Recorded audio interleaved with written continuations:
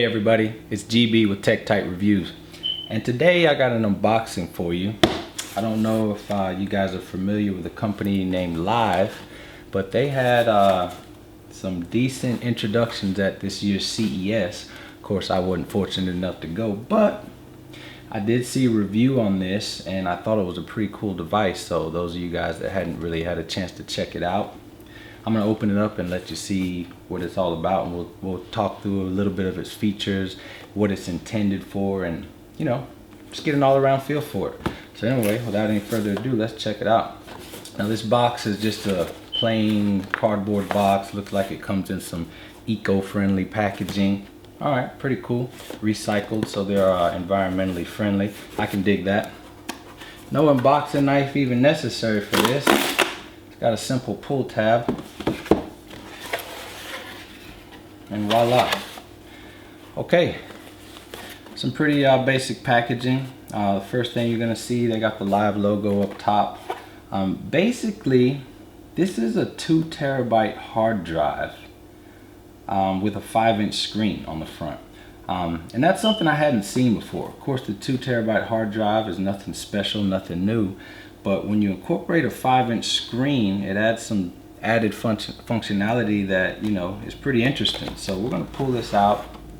And form factor right off the bat, I mean, we're looking at a pretty compact, well-styled, you know, block. So it's nothing fancy, but it definitely is a little bit eye-catching. And that's what kind of made me want to get one of these and do an unboxing. And let's put this to the side for a quick minute, and I'll see what else we got in the box. Okay, this looks like your standard power connections. Yep, looks like a white power brick. No big deal there. Nothing else in there. And pretty cut and dry. I mean, that's it. You got a quick start card, and we're off to the races. So I'm gonna throw this back in here. Let's see if we can't dig on into this thing here. Okay, now taking a look around this box, let's go ahead and see if we can't get this outer plastic off. They got it so conveniently wrapped up in here. Okay, the first thing we notice is it's got a nice matte finish. Looks like it may hold up to smudges and that sort of thing, just because of the matte finish alone. Starting here on the front, of course, we have this 5-inch display. I do not know what the resolution is at this time. Maybe I'll put that in the comments once we get a chance to look at it. Looks like an SD card slot on the side, probably just a little air vent for cooling purposes. Other than that, the top is just plain. Looks like we have some wired Ethernet inputs. We have an HDMI. That's interesting. We also have a USB 2.0. I would have liked to see a 3.0 this late in the game, 2015. I'm not even sure why we're shipping things with that 2.0 standard. I mean, it's almost legacy. I mean, what's the point?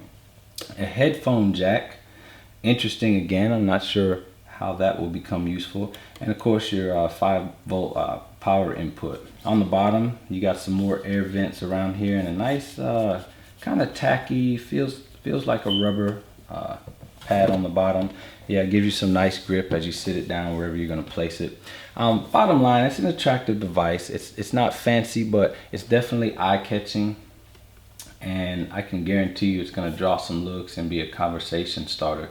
I mean, the premise is that you can store 2 terabytes of your photos, videos, and share it via Wi-Fi with all your devices. I'm talking Android, iOS, PC, Mac, you name it. So pretty much total device compatibility. That's great, because a lot of devices pick and choose. And being that this seems to be very Apple-esque, I would have thought that maybe it would have been, you know, leaning toward iOS, but no, they went all the way around the block. So that's good for them. Okay, I'm gonna get this thing plugged in. We'll fire it up and, you know, see what it looks like. All right, as I connect the power cable, we ought to see the magic alive, as I don't see any power button, and there we go. Got a nice, rather bright LCD. Looks like it's booting up. You got the Lyve logo here. Let me come a little bit closer so you guys can kind of see what's going on here. Okay, First thing it's doing is, boom, it sees my Wi-Fi's. That's pretty cool. So I can scroll through all the Wi-Fi's. Of course, some of those are my neighbors, some of those are mine. Again, we can see all the Wi-Fi that are around. It looks to me that it even can operate on the 5 gigahertz channel, because it's even seeing my 5 gigahertz Wi-Fi. So that's great. Let me enter my password. So it says it's connecting.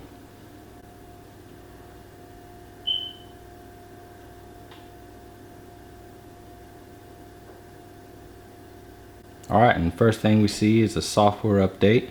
That's always a good thing. So we know we're gonna download the latest and greatest software and whatever Lyve has come up with between inception, the time it came to CES, and now this production model. So, you know, that's always good. So that's gonna take a minute. Okay, looks like the device has restarted itself. So it's back to the Lyve home screen.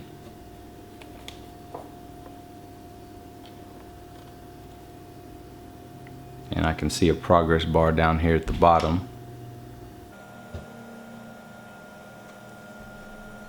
And there it is. Looks like it's going to boot up now. Alright, now that we're all updated, it looks like we have an option to either create an account or sign in. Now, I previously created an account just for the sake of saving some time. So I'm going to go ahead and log in and we'll go from there. Okay, got my password all set. I'll hit next. And it says I'm signing in.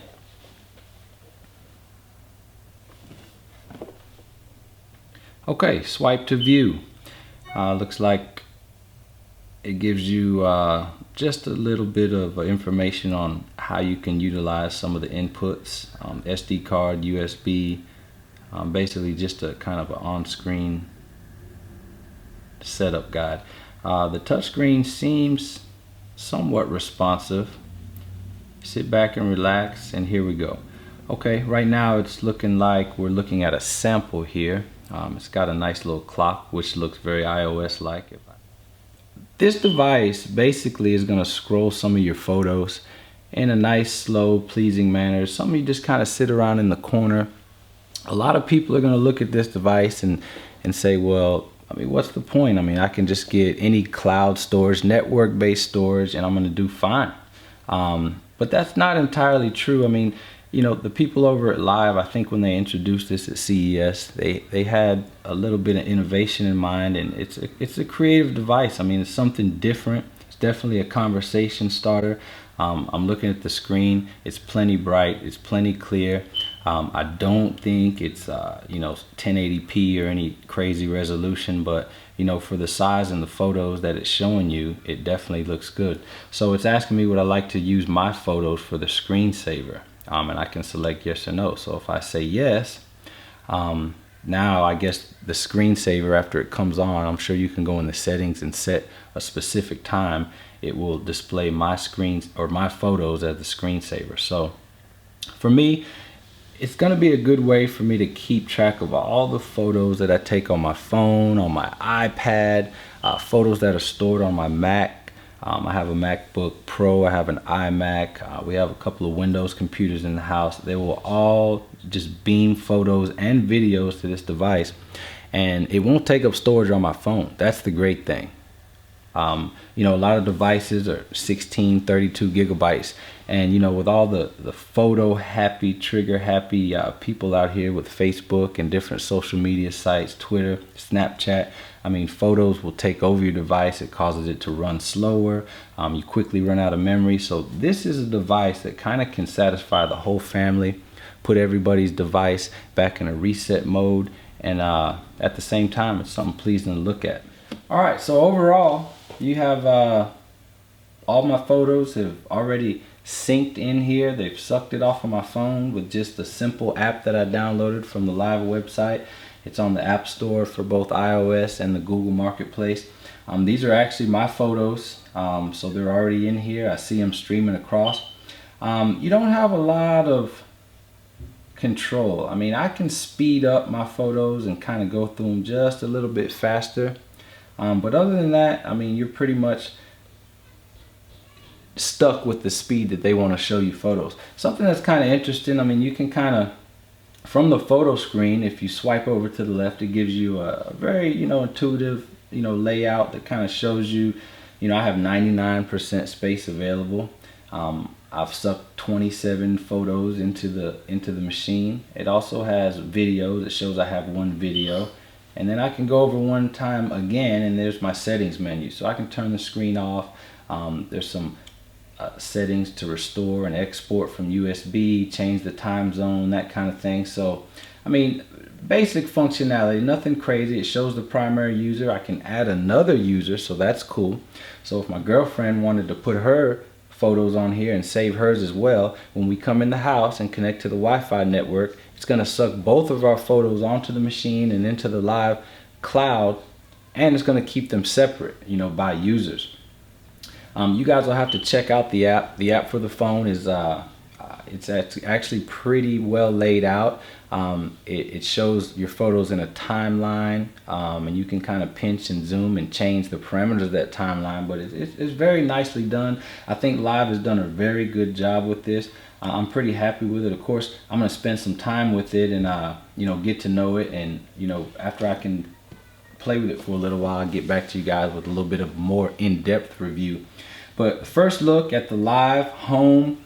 There are a couple of other products. Again, there's the Lyve app for iOS and Android, and then there's a Lyve Studio, which is essentially the same as this box, same form factor minus the screen. So the screen may be a little bit gimmicky for some. For me, I think it's a conversation piece. I think it's that gadget that you sit in the corner and somebody has to say, "What's that?" And for me, a tech head, that's just kind of what I'm into. I like tech, I like gadgets, I like the things that start a conversation. People want to know what it is. I like to talk about it. So I think most people are going to find a little bit of appeal there, just in that. And Lyve has done a great job.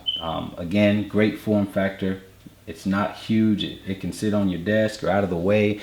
The big thing is it's wireless. It has an Ethernet connectivity, and that's probably going to be your best bet to initially get your large albums and thousands of photos in there. But once you kind of got it uploaded and you're just adding to it on a daily basis, I think you're going to find the Wi-Fi is going to work just fine.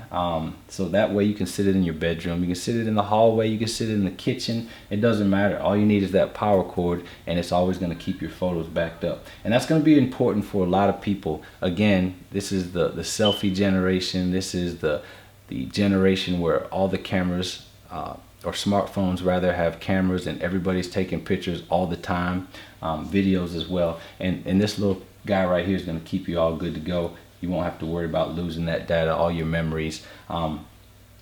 So again, I'm really happy with that. I hope you guys enjoyed this first look. If you want to know anything else about it, go ahead and send me a message, and we'll see if we can answer that question. I'll try to play with it for a week or so and get back to you guys with a more in-depth review.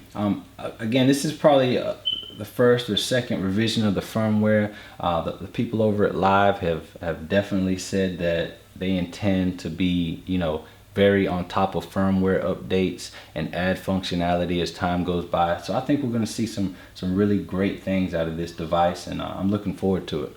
But again, this is GB with Tech Tight Reviews. Thank you guys for joining me, and we'll see you next time. All right.